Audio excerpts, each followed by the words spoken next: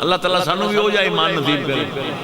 تسی دیکھو نا جی حضور کسی قبیلے دی صلح کران واسطے تشریف لے گئے, زور دی نماز پڑھائی میرے آقا نے تے صلح واسطے تشریف لے گئے. پھر پیچھے حکم دے گئے بھی نماز دا ٹائم ہو جاوے, میں لیٹ ہو جاواں تے ابو بکر تو جماعت کرا دیویں.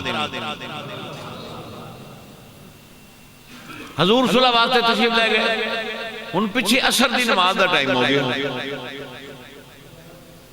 نماز دا ٹائم ہو گیا. بلال اذان دیتی, حضرت ابو بکر جماعت کرائی. اسی اسنا وچ حضور تشریف لائے, کملی والے آقا تشریف لائے. ہن جلے آئے تے صحابہ نے نماز دے وچ ہی 3 والی ہاتھ ہی مارے, آواز پیدا ہوئے, پتہ لگے بھی حضور آ گئے نے. اس طرح صحابہ نے کیتا ہے نہ کیتا ہوئے میں ذمہ وار ہوں. کوئی مولوی اعتراض کرے پھڑ کے میرے کو لے آوے جنے. صحابہ نے 3 باری اس طرح دے ہتھاں تے ہاتھ مارے نے. مطلب کی سی بھی حضور نماز وچ بولتا نہیں نہ سکدے, 3 دفعہ ہاتھ ماریا. حضور مصلی دے قریب تشریف لے گئے. حضرت ابو بکر نے دیکھا کہ حضور آ گئے, ایک قدم پیچھے ہٹ گئے. میرے نبی نے فرمایا ابو بکر جماعت کرا, کیوں جماعت ہوئی جو کھلوتی ہے کرا. وہ ایک قدم اور پیچھے ہٹ گئے. میرے نبی نے 3ری مرتبہ پھر فرمایا ابو بکر تو جماعت کرائی رکھ.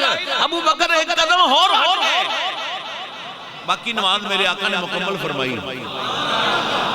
حضور نے پڑھائی تے جلے اسلام پہ رہے فرمایا ابو بکر کی گل ہے, میں 3 باری تینوں آکھیا جماعت کرائی رکھ تے تو پیچھے ہٹدا گیا. رو کے عرض کی تھی آقا ابو قحافہ دے پتر دی اے جرت گاڑی موجودگی میں جماعت کراوے. اے مرید واسطے بھی ہے حکم ہے. ہاں گاڑی موجودگی دے وچ ابو قحافہ دے پتر دی اے جرت ہوئے کہ آقا نو نماز پڑھاوے. نہیں سمجھے میرا جملہ, نہیں سمجھے سمجھے. ابو قحافہ دے پتر دی اے جرت بھی آقا نو نماز پڑھاوے. اے ہے ایمان صحابہ دا. تو پھر مقام ہی تا ویکھ لین انہوں نے کی ملیا.